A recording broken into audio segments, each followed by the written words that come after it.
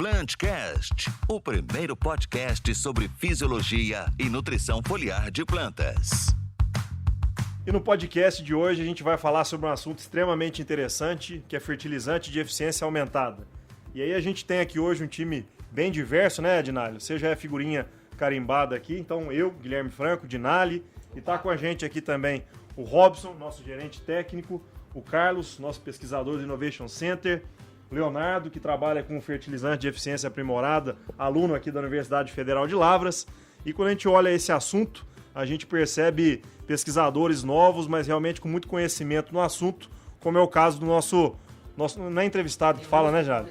Nosso ilustre convidado, que é o professor Douglas Guelph.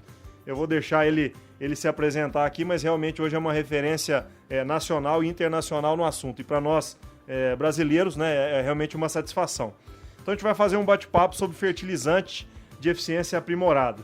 Professor, começa falando para a gente um pouco sobre um pouco de você, da sua história, né, até como professor da UFLA, e depois explica para nós um pouco mais o que é, por que essa necessidade de fertilizante de eficiência aprimorada. Significa que fertilizantes não são todos iguais? É isso, professor?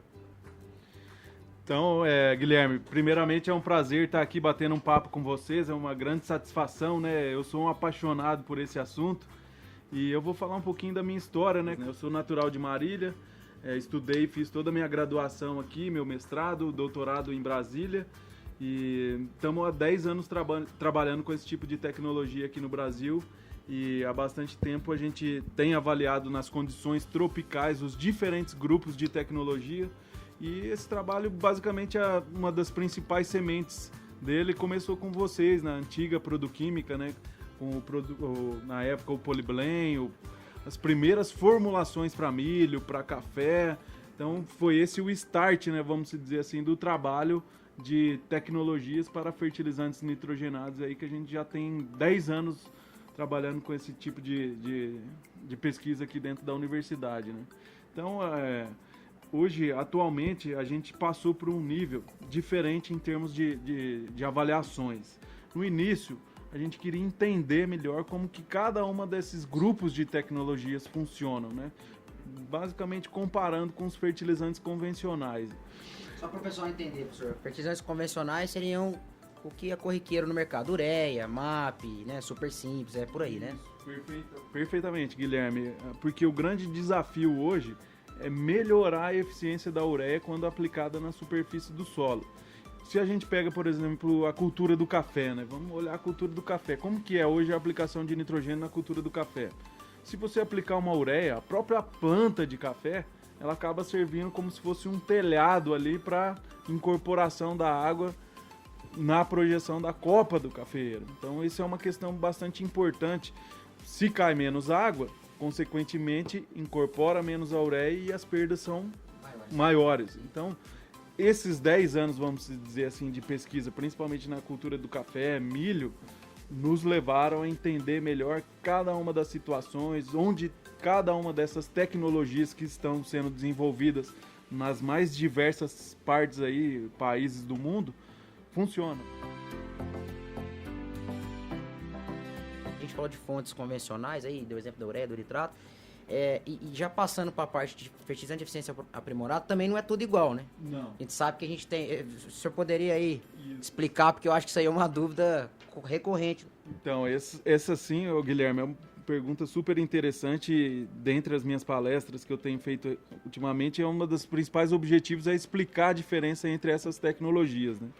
Talvez se essa mensagem for passada, eu já me sinto bastante satisfeito com as minhas palestras. Basicamente, o que a gente tem em termos de grupos de tecnologias, né? A gente tem o grupo dos convencionais, que seriam o quê? Ureia, nitrato, os convencionais, vamos dizer assim. A gente tem num segundo grupo o que a gente chama de fertilizantes estabilizados. E esse grupo é subdividido em inibidores de urease e inibidores de nitrificação. A gente tem um terceiro grupo, que seriam os fertilizantes de liberação lenta. Ou seja, você reage o nitrogênio solúvel na forma de ureia com uma cadeia de carbono que geralmente é o formaldeído, crotonaldeído. Pode ser, assim, é um caminho para inovação, vamos dizer assim. No quarto grupo, a gente tem os fertilizantes de liberação controlada. onde a gente tem um revestimento do fertilizante solúvel com uma camada com diferentes materiais e diferentes espessuras. Evoluindo um pouco mais nessa classificação, que foi feita inicialmente pelo Trenker, eu criei alguns outros grupos. Quais são eles? A gente tem os blends. O que seria o blend? Se eu pegar uma ureia tratada com NBPT e misturar fisicamente, como se levar para um misturador com uma de liberação controlada. Então eu tenho o que a gente chama o quê? Da mistura física de duas tecnologias, certo? E eu tenho ainda um outro grupo que está dentro desse contexto, e a gente tem trabalhado bastante com ele recentemente na parte de inovação, é de usar duas ou mais tecnologias no mesmo grano. Ou seja, eu posso tratar uma ureia com NBPT e revestir ela com enxofre elementar ou com um polímero. Então esse seria um outro grupo das classificações aí das tecnologias para fertilizantes nitrogenados. Eu chamo ele de multitech, porque é multitech, né? Sim, é multitecnologias, porque você tem duas ou mais tecnologias no mesmo grano. Então eu posso usar uma tecnologia para colar micro, por exemplo, também. Então, esse grupo ele é bastante interessante, porque ao invés de eu fazer a mistura física, eu posso tratar o mesmo grânulo com várias tecnologias. Isso é muito importante, né? Porque eu não sei se vocês já viveram isso aí, mas você chega no campo, você tem aquele fertilizante, aquele protegido lá, aquela ureia protegida. Então, na verdade, né, não é tudo igual. Acho que essa que é a mensagem que queria passar. Tem diferenças em cada tecnologia com sua eficiência, né? Sim, são diferentes. Simples, por exemplo. Vamos citar aqui, então, um exemplo para o agricultor ou cafeicultor, seja lá quem está adquirindo esse tipo de tecnologia. Ele tem alguma dificuldade em diferenciar. Estou com uma dúvida se é uma tecnologia de liberação controlada ou é uma ureia com NBPT, porque existe essa confusão e são tecnologias distintas. O que ele pode fazer? Ele pode pegar um frasco com 200 ml de água, ele vai jogar a ureia com NBPT, ela vai dissolver na hora. Vai ficar gelado. E vai ficar gelado ainda. Agora, se ele fizer isso com o de liberação controlada, o que vai acontecer?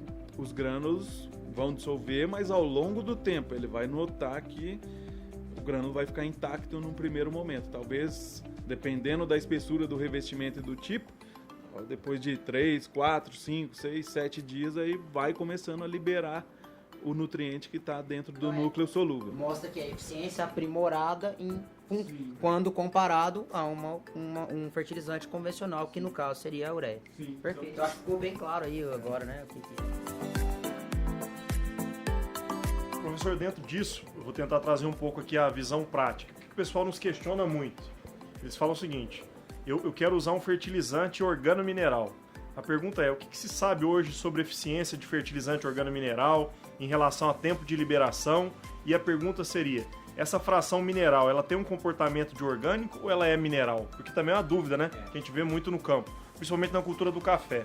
Beleza. Então, Guilherme, nesse assunto, eu acho que a gente está pensando até mais além do que a gente precisa. Primeira coisa, quando você me fala organomineral, eu já tenho uma dúvida enorme na minha cabeça. O que é esse organomineral?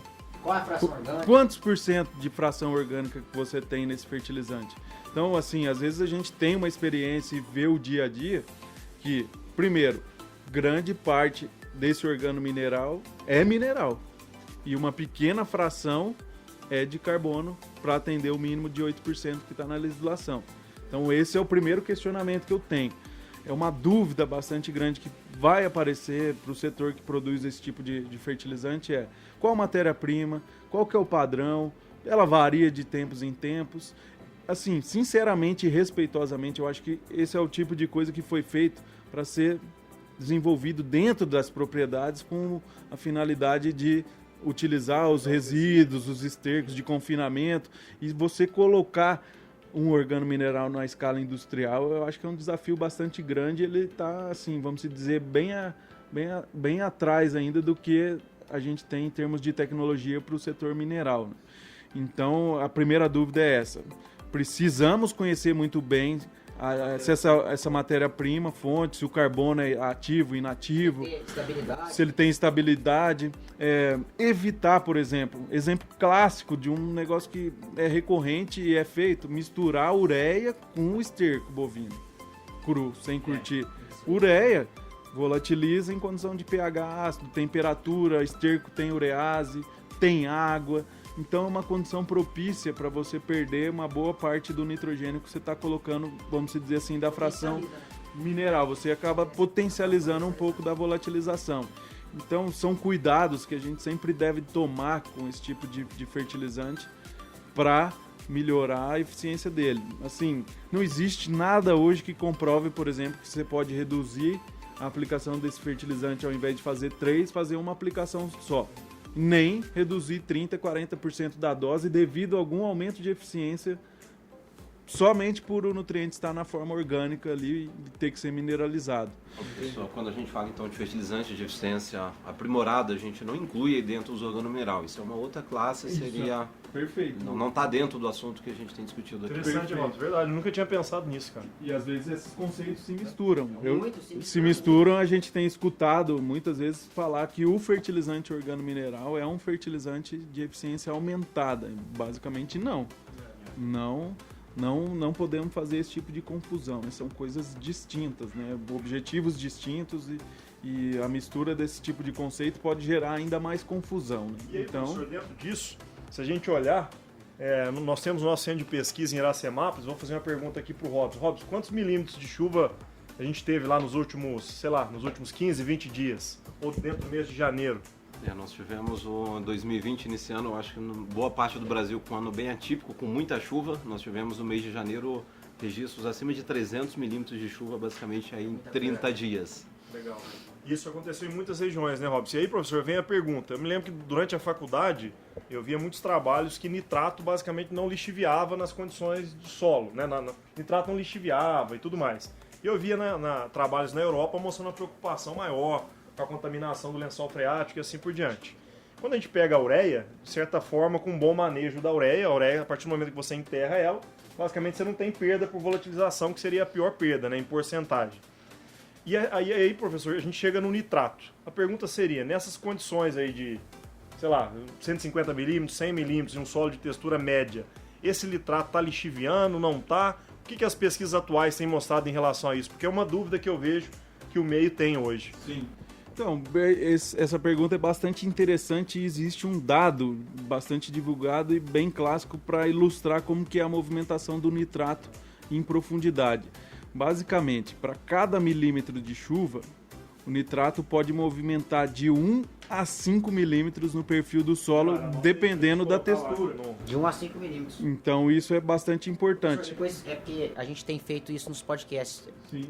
A gente pode pegar esse dado e botar o link lá pro pessoal tá olhando? Com certeza. Tá ok, então. A informação basicamente é essa. Um dado médio para ter uma estimativa de movimentação do nitrato em profundidade é essa. Para cada milímetro de chuva, a gente tem a movimentação de 1 a 5 milímetros. Ou seja, quando que vai ser 1, quando vai ser 5? Se você tem um solo com mais matéria orgânica, maior capacidade de mobilização, você vai ficar mais próximo do 1. Se você tem um solo mais arenoso, menos matéria orgânica, possibilidade de movimentação maior, você fica mais perto dos 5 milímetros, 5, 6 milímetros de movimentação para cada milímetro de chuva. Basicamente é isso. Se fizer um exemplo aí de 300 milímetros em um mês, a gente está falando de 30 centímetros até 1,5 m, né? Dependendo de cada situação de solo. Professor, e um ponto importante em relação a potássio, eu vejo muito assim, áreas menos tecnificadas parece ter uma tendência maior de colocar o potássio na linha. Mesmo em áreas com potássio acima do nível crítico no solo, 3 a 4% aí da CTC, em alguns casos 5%, mas áreas mais tradicionais não tiram esse potássio da linha. Ao passo que áreas mais tecnificadas, quando a gente fala de soja, já tende a fazer, obviamente, o fosfatado na linha e esse potássio é aplicado a lanço, né? O que o senhor tem, professor, em relação a resultados, em relação a isso? É isso mesmo com potássio? Coloco ele na linha? Posso colocar a lanço, pensando em grãos? Quais os cuidados que a gente tem que ter em relação ao potássio? Então, Guilherme, vamos pensar nessa situação onde o agricultor, vamos dizer assim, tem uma disponibilidade adequada de potássio na área como um todo, né? E ele tende a ter muito mais prejuízo colocando o potássio no suco. Por quê? Basicamente, quando você concentra no cloreto de potássio no suco, você pode dar algum estresse, principalmente devido ao elevado índice salino desse fertilizante. e quando você concentra ele no suco, ele tem uma movimentação maior em profundidade do que quando aplicado a lanço numa área com potássio corrigido, alta CTC, que provavelmente a movimentação vai ser menor. Então, vamos dizer, resumidamente, solo com potássio corrigido, alta CTC, para que fazer uma aplicação em pré-semeadura e outra na semeadura? Você vai ter duas operações e colocando um potássio no suco, mesmo que sendo em baixa quantidade, você tem, vamos dizer assim, uma eficiência menor nesse contexto. Ainda mantendo assim a conversa nesse assunto potássio, eu até gostaria de mandar essa outra mensagem quando a gente fala em potássio para o café hoje também, né? Eu noto, esses tempos eu precisei achar aqui no sul de Minas Gerais uma área para implantação de experimento para avaliação de potássio, né? De fertilizantes contendo potássio. Não vem ao caso falar detalhes, mas eu vi assim um negócio que me surpreendeu. Eu olhei a análise de solo de várias propriedades de 0 a 20 e 20 a 40. E surpreendentemente, na maior parte dessas áreas, eu tinha potássio acima do nível crítico, não só em 0 a 20, mas em 20 a 40. Isso é indicativo também de baixa eficiência. Por quê? Eu acho que um conceito bastante importante que a gente tem que pensar quando fala sobre fertilidade do solo é o seguinte. Vamos falar aí, eu tenho 500 mil para distribuir em adubação, em nutrientes, né? Eu tenho 17 nutrientes, né? 3 eu não posso mexer, né? Carbono, hidrogênio e oxigênio. Mas se eu tenho 500 mil, eu vou pegar desses 500 mil, 100 mil e investir sempre no mesmo? É o que se faz desde que o mundo é mundo, vamos botar assim, né? Então eu acho que esse conceito, né, de a gente pensar melhor o investimento em cada um dos nutrientes, ver como que é a demanda, exportação, extração. Outra coisa importantíssima, que às vezes a gente não tem tanta base para usar nas recomendações de adubação, é a curva de absorção das culturas, né? Eu acho que se fala muito pouco nisso, né? Fala muito em calibrar análise de solo, novos boletins de recomendação, mas a parte da curva de absorção que está muito relacionada ao time, né, que eu tenho que aplicar aquele determinado nutriente para que a planta vai ter uma demanda maior desse nutriente, ele é muito importante. Então essas informações elas são extremamente relevantes, né, para a gente otimizar o uso desses nutrientes na agricultura. E aí, professor, conversando sobre fertilizante de eficiência aumentada, mas não pode esquecer da boa e velha análise de solo, né? Sim. Que com certeza faz parte do contexto. E dentro disso, dentro dessa questão de demanda de nutrientes, um caso clássico é o milho, né? Se a gente olha a marcha de absorção do milho em relação a nitrogênio, por exemplo, a gente sabe que grande parte da demanda do N é lá na frente, depois do pendoamento. Né? 47% o trabalho tem mostrado isso. Então, professor, significa que se a gente conseguisse fazer o parcelamento com fertilizante solúvel, o ideal seria a gente entrar não só em V4, V5 no milho, mas lá na frente também, né? Só que por limitação operacional isso não é feito, até por amassamento e assim por diante. Mas reforçando esse conceito de que a gente precisa entender a demanda nutricional, a marcha de absorção daquele elemento e tentar realmente sincronizar essa demanda com o fornecimento através do solo, né, professor? Perfeito, porque quanto menos tempo esse nutriente ficar disponível à perda no sistema, mais sincronizado, vamos dizer assim, com a demanda da cultura no time certo, melhor vai ser o aproveitamento. Parece que agora ficou claro uma coisa que eu nunca tinha pensado, né? Uma coisa que você falou aí, né, professor? Eficiência no uso do nutriente.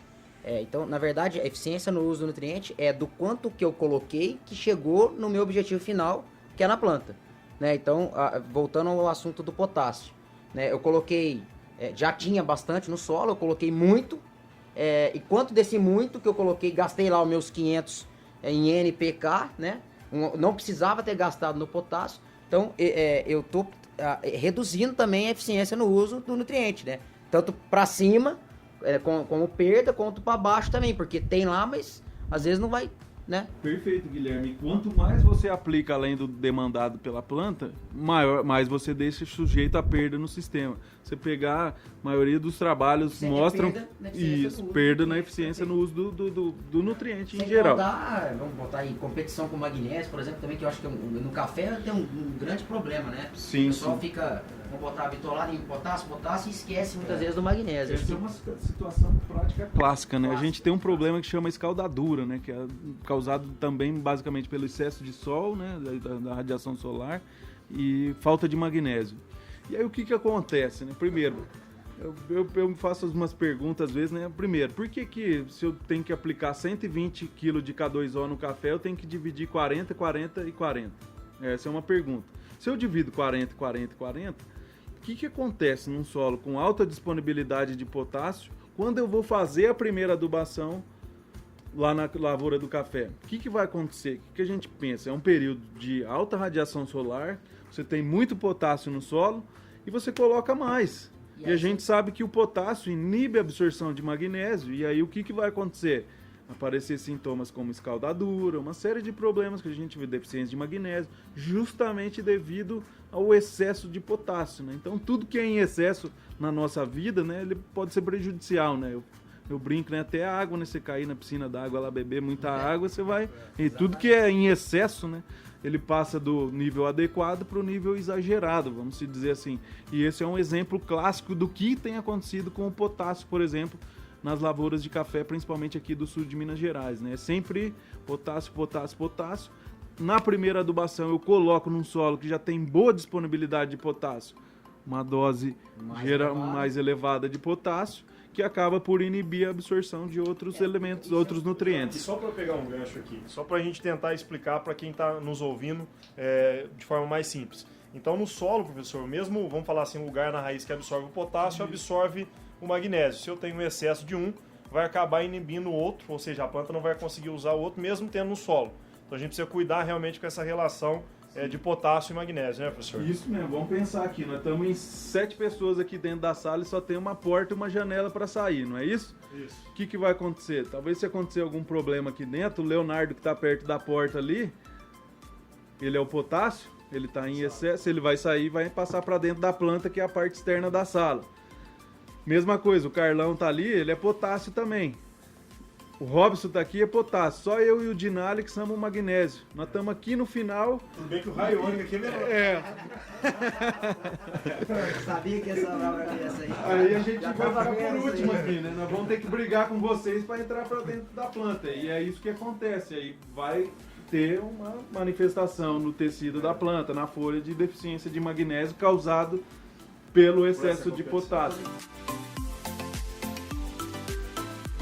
Dentro do tema fertilizantes de eficiência aprimorada, o que as pesquisas, ou do ponto de vista prático, quais serão os principais benefícios que o produtor tem com a adoção dessas tecnologias? Então, isso é uma pergunta legal, Robson. É assim, porque que o mundo vê hoje para esse tipo de tecnologia, né? A gente, como engenheiro agrônomo, às vezes os produtores, né? Quando você coloca algo dentro da sua lavoura, você sempre vai olhar assim, isso aqui aumenta a minha produtividade? Essa é a primeira pergunta que vem, né? Que vem assim para qualquer um, né, que é da área técnica ou que está no dia a dia ali no negócio, né, profissional, empresarial, é essa, não é? Só que o mundo vê hoje também, a gente tem que pensar muito na questão da sustentabilidade. Você pega o café hoje que vai para a Europa, existe uma série de perguntas, né? Como que ele foi produzido, qual que era a mão de obra, né? De onde que vem a energia, se a água é reutilizada. E o mundo hoje, se você for conversar com um americano, com um europeu e fazer esse tipo de pergunta, o que ele vai te responder? Ele vai te responder não só com esse viés da produtividade que às vezes a gente tem embutido na gente, né? Como técnico, né? Eles se preocupam muito também com a questão de como que isso vai melhorar o meu sistema, meu solo, meu ambiente, a eficiência da utilização dos nutrientes, né? Então, o aumento de produtividade ou a manutenção da produtividade em patamares adequados, ele tem que vir atrelado à questão ambiental também, se está emitindo mais ou menos gases como o óxido nitroso, CO2, que é o gás carbônico. Então essa pergunta ela passa muito por esse escopo, né, da questão ambiental também. Então às vezes alguns países pagam, né, para a utilização dessas tecnologias, né, contaminação de água, né? Pensando nessas questões, né, Guilherme? Eu acho que isso é bastante por você pegar na Flórida hoje, questão da contaminação do lençol freático. Então tudo isso entra na conta. Não só se aumentou 1, 2, 3, 4, 5, 6 sacas. Eu acho que é aí que essas tecnologias têm a sua aplicação cada vez maiores, né? Então é nessa gama, né, que a gente tem que olhar, né? A questão de redução de aplicações, são todas coisas que vêm para agregar em algo mais em relação aos fertilizantes convencionais. Então, além do aumento da eficiência, eu tenho que pensar principalmente em questões de sustentabilidade, econômicas, né, ambientais, que também um dos objetivos dessas tecnologias está muito atrelado a esse tipo de coisa, né? Acho que deve fazer conta, né, professor, de tudo, né, Sim. de todos os benefícios. Às vezes a gente fala de mão de obra, né, quanto que é entrar 3, 4 vezes dentro de uma lavoura, às vezes falando de um milho, quanto que causa um amassamento em termos de redução de produtividade. Caso de um café, o número de entradas, o consumo de diesel, de mão de obra. Perfeito. Acho que são vários fatores, né? Lógico, a produtividade ela é algo importante, a gente tem observado que essas tecnologias entregam isso, mas além dessa parte de sustentabilidade, a questão de mão de obra, do operacional da fazenda, às vezes a gente pega algumas épocas, igual agora janeiro, chovendo muito, você não consegue nem entrar às vezes para aplicar um fertilizante, e uma planta com sol, com água, mas às vezes não tem o balanço nutricional ali para... Até na minha palestra eu tenho um slide que eu ilustro basicamente essa questão da condição climática hoje, para algumas culturas ela é muito preponderante, né? Então a gente tem um contraponto, vamos dizer assim, da questão climática com a questão operacional. Aí eu coloco e mostro assim, né, a previsão climática para a semana que vem. Aí você vai lá, segunda a domingo. Aí você vai olhar, chuva todo dia. Condição propícia para aplicar ureia, por exemplo. Mas você não pode entrar com trator.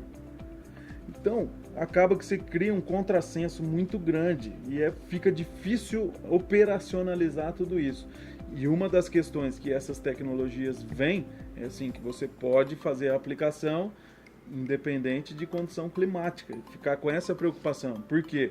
A ureia é um fertilizante barato, vamos dizer assim, barato depende de como você usa ele também, ele pode se tornar caro, né? Porque você perde por volatilização, certo? Aplica numa condição inadequada, você certamente não vai ter os resultados interessantes para a sua condição específica. E hoje, a brincadeira que geralmente eu faço com a questão da previsão do clima, das chuvas, ou o que vai acontecer na próxima semana, primeiro, tem um grau de incerteza bastante grande, e eu não posso ficar esperando chuva ou condição adequada para fazer as operações que eu preciso. Tem gente que operador esperando máquina. Então, a questão operacional ela é muito importante hoje nessa decisão. E queira ou não, as tecnologias, os fertilizantes de eficiência aumentada, eles vêm também cada vez mais para poder tornar essa questão operacional um pouco mais fácil de administrá-la dentro de uma fazenda de 500, 1.000, 2.000, seja lá quantos hectares, que a gente sabe que não é fácil você ter essa logística toda e ainda ficar esperando condição climática. Às vezes em 7 dias da semana você vai ter 2, 3 dias de condição adequada, e os outros dias? Você vai ficar lá esperando para aplicar o seu fertilizante? Então essa é uma questão bastante importante também, que a gente deve pensar, né? Condição climática, aspectos econômicos, ambientais e os agronômicos, né? Eu acho que essa visão tem que ser integrada nesses 4 fatores e não isolá-los, né? E além de tudo isso, tem também a questão que a gente conversou um pouco antes, atender a curva, né, de absorção, a demanda de nutrientes pela cultura, né? Às vezes você não consegue entrar no momento ideal, né? A gente falou da questão de clima, e às vezes até algum fator da própria cultura você não consegue, né? Às vezes a gente fala que o café, por exemplo, ele não precisa de 3, 4 vezes apenas no ano de nutriente. Você vai aplicar no solo, às vezes você tem um excesso, perde, e depois quando ele precisa ali na frente é difícil ajustar. Então, o que a gente tem observado também como uma grande oportunidade aí para os agricultores, o fertilizante de eficiência aumentada, além de todos esses benefícios, ele atende uma demanda, né, da cultura pelos elementos que estão sendo ali aplicados de uma forma mais contínua, né, para atender essa necessidade.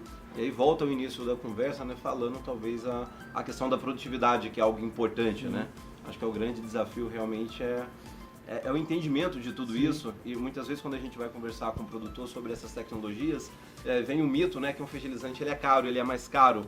Acho que realmente o que a gente precisa, né, a pesquisa tem mostrado muito isso, fazer conta do todo realmente, né, o que você está economizando, o que você está tendo no final, e às vezes a gente vê que o que é caro a princípio sai muito mais barato do que uma tecnologia que está sendo utilizada.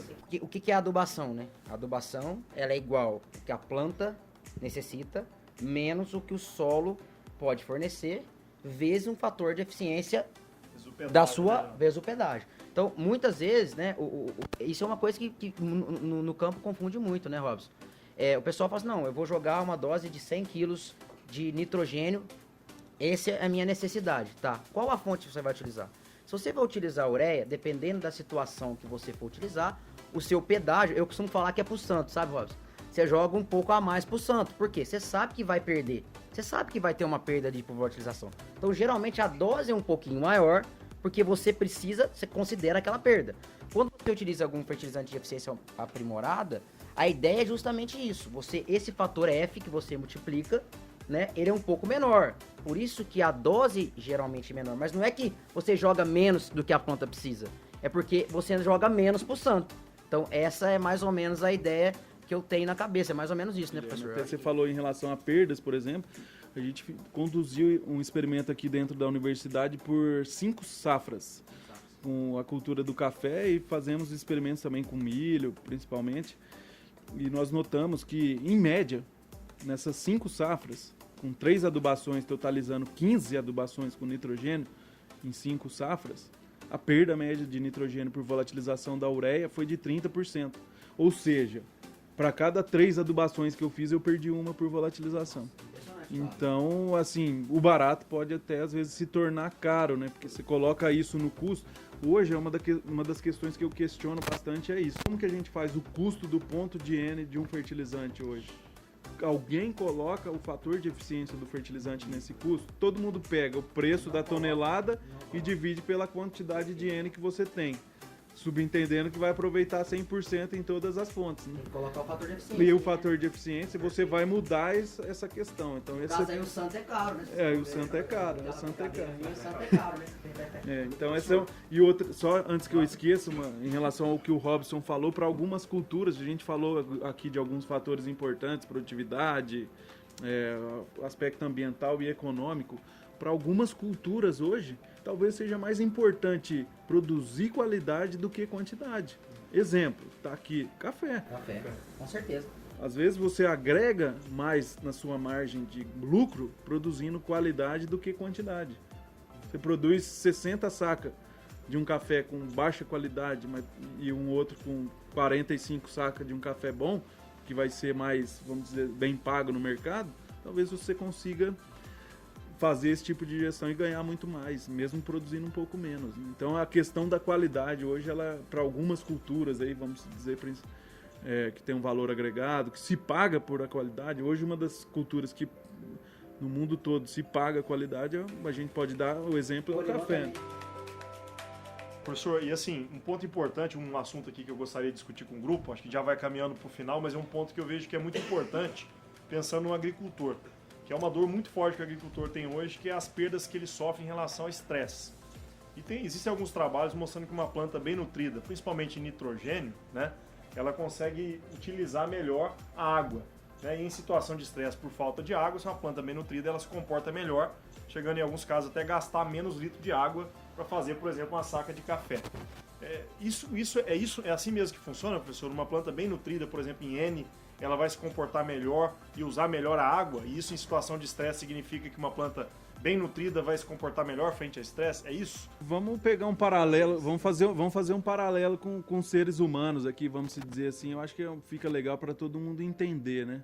Se você pegar uma pessoa, né, uma pessoa que se exercita, né, tem uma alimentação regrada, que tem uma qualidade de vida, né, faz o que ele gosta, cumpre tudo que ele tem que fazer de uma maneira satisfatória, ou seja, ele vai ser um cara feliz, menos estressado. E provavelmente, a gente sabe aí, por exemplo, doenças cardíacas, uma série de coisas, o cara vai ser muito mais resistente a esse tipo de problema, né? Agora você pega um cara que já está com excesso de peso, estressado, trabalha das 8 à meia-noite, não rende, precisa trabalhar muito e produz pouco. O que vai acontecer? Ele vai ser muito mais sujeito às intempéries do ambiente que ele vive, né? Vamos dizer assim. Então, acredito eu que uma planta muito bem nutrida e que é nutricionalmente equilibrada, principalmente as plantas perenes que ficam o ano todo aí sujeitas às intempéries, né? Menos chuva, mais sol, menos sol, mais frio. O que vai acontecer? Elas vão ser muito mais tolerantes a qualquer tipo de intempérie, né? Que a gente venha a ter, seja doenças ou os estresses aí, vamos generalizar de maneira geral. Acredito que nutrição equilibrada certamente está associada há menos estresse para as plantas cultivadas, né? É um conceito, acho que amplamente válido aí, não só para as plantas, mas para os seres humanos também. E, professor, queria agradecer muito. Eu vi que o senhor estava falando, um de nada queria falar, outro queria falar, porque acho que todo mundo que está aqui na sala adora o negócio de fertilizantes. E realmente é muito bom para nós ver um pesquisador novo, com uma visão tão clara do campo, né, que a gente percebe muito a necessidade do campo de ter gente dentro da universidade entendendo da realidade do campo. Então, isso para nós, como empresa, como técnicos da área de nutrição, é um ponto muito importante. Então, muito obrigado pela oportunidade, agradeço a todos que estão aqui. E foi uma aula, eu aprendi bastante, a gente exercitou aqui, eu exercitei a paciência, porque o Dinalho estava falando, eu queria falar, porque é um assunto muito interessante e que está no campo, a turma tem bastante dúvida, né? Imagina, eu que só tenho a agradecer, eu acho que essas experiências assim são enriquecedoras, né? Elas certamente foram primordiais aí para minha carreira, para fazer eu realmente trazer algo de novo e interessante para o setor de fertilizantes. Essas conversas, esses bate-papos, eu acho que eles são extremamente fundamentais para todo mundo crescer, né? Eu não sou o dono da verdade, não sei de tudo. Eu acho que aqui cada um vem, né, constrói, fala um pouquinho e cada um aprende. É uma troca de experiências, ela é extremamente fundamental para cada situação, região do país. A conversa ela é extremamente importante. Então eu só tenho a agradecer, né? Para mim, a mensagem que eu deixo, né? Minha motivação de acordar todo dia, vir trabalhar, são os fertilizantes, né? A gente poder agregar em termos de conhecimento, né? Para quem trabalha com fertilizantes, para a sociedade em geral, né? Eu sempre tento passar essa mensagem, né? Porque a motivação, gostar do que você faz, né? Para quem está começando hoje aí, ou está cursando um curso de agronomia, um curso de pós-graduação, a escolha que você faz, com que você vai trabalhar, isso é extremamente fundamental para a sua motivação. Eu, nem sei explicar porquê, mas tenho o prazer de poder trabalhar com uma das coisas que eu mais gosto no mundo hoje, que é fertilidade do solo e as tecnologias para fertilizantes. Então, para mim, é sempre um prazer conversar sobre o assunto, uma satisfação, e a UFLA está aqui de portas abertas para esse tipo de conversa. Sempre que vocês precisarem, a gente está aqui para trocar experiências. Eu agradeço mais uma vez aí, obrigado a todos. O Plantcast é uma produção da Compass Minerals Plant Nutrition. A gente inova e nutre. O agro cresce.